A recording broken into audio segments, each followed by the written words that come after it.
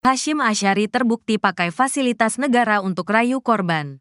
Ex-Ketua KPU RI, Hasyim Asyari tak hanya terbukti menyalahgunakan jabatan dan wewenang dalam kasus asusila yang menjeratnya.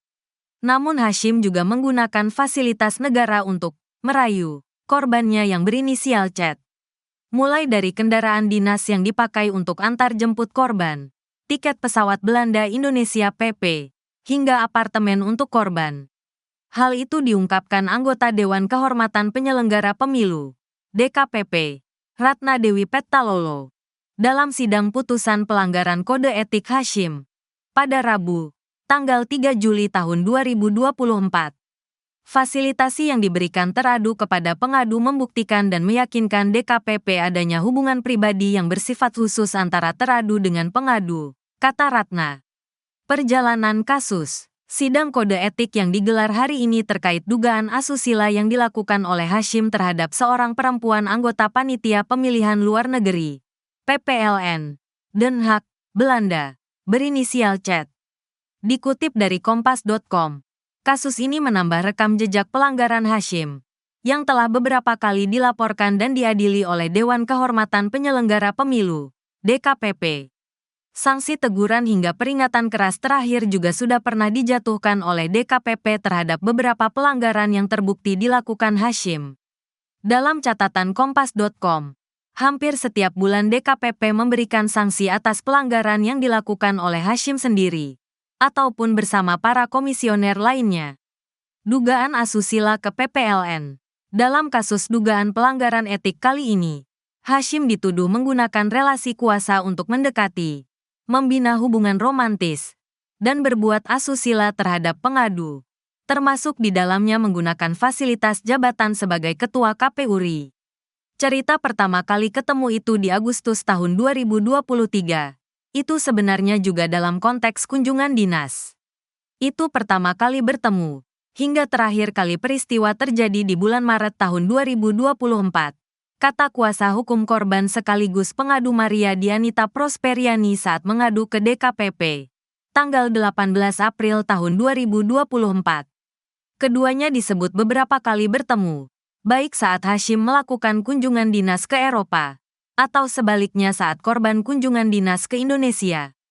Kuasa hukum lainnya, Aristo Pangaribuan menyebutkan bahwa dalam keadaan keduanya terpisah jarak, terdapat upaya aktif dari Hasyim secara terus-menerus untuk menjangkau korban. Hubungan romantis, merayu, mendekati untuk nafsu pribadinya, kata Aristo. Namun, menurut dia, tidak ada intimidasi maupun ancaman dalam dugaan pemanfaatan relasi kuasa yang disebut dilakukan oleh Hasyim. Pengacara juga enggan menjawab secara tegas apakah perbuatan asusila yang dimaksud juga mencakup pelecehan seksual atau tidak. Pernah dijatuhi sanksi terkait kebocoran data pemilih. DKPP sebelumnya pernah menjatuhkan sanksi peringatan kepada Hasyim berkait dugaan kebocoran data pemilih pada Sistem Informasi Data Pemilih atau Sidalih KPU RI pada 2023. Sanksi ini tepatnya dijatuhkan pada pertengahan bulan Mei lalu. Selain Hasyim Asyari, 6 komisioner KPU lainnya juga dijatuhi sanksi yang sama, yakni Muhammad Afifuddin, Betty Epsilon Idros, Parsadaan Harahap, Yulianto Sudrajat, Idam Holik, dan August Melas. Memutuskan, mengabulkan pengaduan pengadu untuk sebagian, menjatuhkan sanksi peringatan kepada teradu 1-7, kata Ketua DKPP, Hedi Lugito dalam sidang yang digelar Selasa, tanggal 14 Mei tahun 2024. Dalam pertimbangannya, anggota DKPPI Dewa Kadewi Yarsa Rakasandi mengatakan, para teradu seharusnya menindaklanjuti dugaan kebocoran data pemilih dengan memedomani ketentuan Pasal 46 UU Nomor 27 Tahun 2002 tentang perlindungan data pribadi. Isi janji Ketua KPU Hasyim Asyari ke korban asusila, Dewan Kehormatan Penyelenggara Pemilu, DKPP, membacakan surat pernyataan Ketua KPU Hasyim Asyari yang berisi janji kepada CZ, korban asusila. Surat pernyataan itu dibuat karena Hasyim tidak bisa memenuhi janjinya kepada CZ untuk menikahi korban. Adapun janji itu pernah disampaikan Hashim saat merayu dan maksa korban untuk melakukan hubungan pada tanggal 3 Oktober tahun 2023 di Belanda. Sehingga pengadu, chat, meminta teradu, Hashim, untuk membuat surat pernyataan tertulis di atas meterai. Pada tanggal 2 Januari tahun 2024, teradu memenuhi permintaan pengadu untuk membuat surat pernyataan yang ditulis tangan dan ditandatangani di atas meterai, kata anggota DKPP Muhammad Tio saat sidang putusan pelanggaran kode etik Hashim Asyari, Rabu, tanggal 3 Juli tahun 2024. Dikutip dari kompas.com, berikut isi perjanjian. 1. Teradu akan mengurus balik nama apartemen atas nama pengadu. 2. Membiayai keperluan pengadu di Jakarta dan Belanda sebanyak 30 juta rupiah per bulan. 3. Perlindungan dan menjaga nama baik pengadu seumur hidup. 4. Tidak menikah atau kawin dengan perempuan siapapun terhitung sejak surat pernyataan dibuat. 5. Menelepon atau berkabar kepada pengadu minimal 1 kali dalam sehari selama seumur hidup. Selain 5 poin tersebut, lanjut Tio, korban meminta Hashim menambahkan klausul yang mengatur konsekuensi apabila janji-janji itu tak ditepati. Klausul tambahan itu mewajibkan Hashim memperbaiki tindakan yang belum dipenuhi dan membayar denda 4 miliar rupiah. Yang dibayarkan dengan cara mengangsur dalam jangka waktu 4 tahun, ucap Tio. Diketahui sebelumnya, DKPP menggelar sidang putusan atas Hashim terkait tindak dugaan asusila terhadap Panitia Pemilihan Luar Negeri, PPLN, Rabu, tanggal 3 Juli tahun 2024. Hashim diberhentikan karena kasus dugaan pelanggaran kode etik penyelenggara pemilu, KEPP.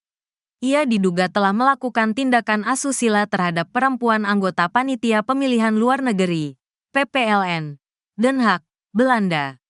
Putusan tersebut disampaikan oleh Ketua DKPP RI Hedi Lugito dalam sidang pembacaan putusan di kantor DKPP RI, Jakarta. Menjatuhkan sanksi pemberhentian tetap kepada teradu Hashim Asyari selaku ketua merangkap anggota Komisi Pemilihan Umum RI terhitung putusan ini dibacakan, kata Hedi dikutip dari kompas.com, Rabu. DKPP RI juga mengabulkan pengaduan seluruhnya dan meminta Presiden Joko Widodo, Jokowi, untuk mengganti Hashim dalam kurun waktu 7 hari sejak putusan tersebut dibacakan. Bantah merayu korban. Dalam sidang tertutup di Dewan Kehormatan Penyelenggara Pemilu atau DKPP pada Rabu, tanggal 22 Mei tahun 2024, kemarin, Ketua KPU Hashim Asyari membantah dirinya melakukan pelanggaran kode etik penyelenggara pemilu dengan berbuat asusila kepada anggota Panitia Pemilihan Luar Negeri, PPLN. Hashim mengklaim seluruh muatan dalam pokok aduan tidak sesuai dengan fakta yang ada. Semua hal yang menjadi pokok perkara yang diadukan oleh pengadu maupun melalui kuasa hukumnya sudah saya jawab semua. Dan kemudian pada intinya apa yang dituduhkan atau apa yang dijadikan dalil aduan kepada saya bantah semua, kata Hashim di kantor DKPP Jalan Abdul Muisno, 2-4, Kelurahan Petojo Selatan, Kecamatan Gambir, Kota Jakarta Pusat, Rabu, tanggal 22 Mei tahun 2024. Hashim pun mengaku kecewa dengan langkah pihak pengadu yang telah membocorkan pokok aduan kepada media sebelum sidang dimulai. Dirinya berniat mengambil langkah hukum atas kejadian ini. Sementara itu, kuasa hukum pengadu mengaku pihaknya tidak pernah membocorkan pokok aduan atau bukti ke pihak luar, seperti yang dituding Ketua KPU RI Hashim Asyari. Dalam sidang tertutup Rabu, tanggal 22 Mei tahun 2024, kemarin, pihak pengadu membawa 20 bukti ke DKPP.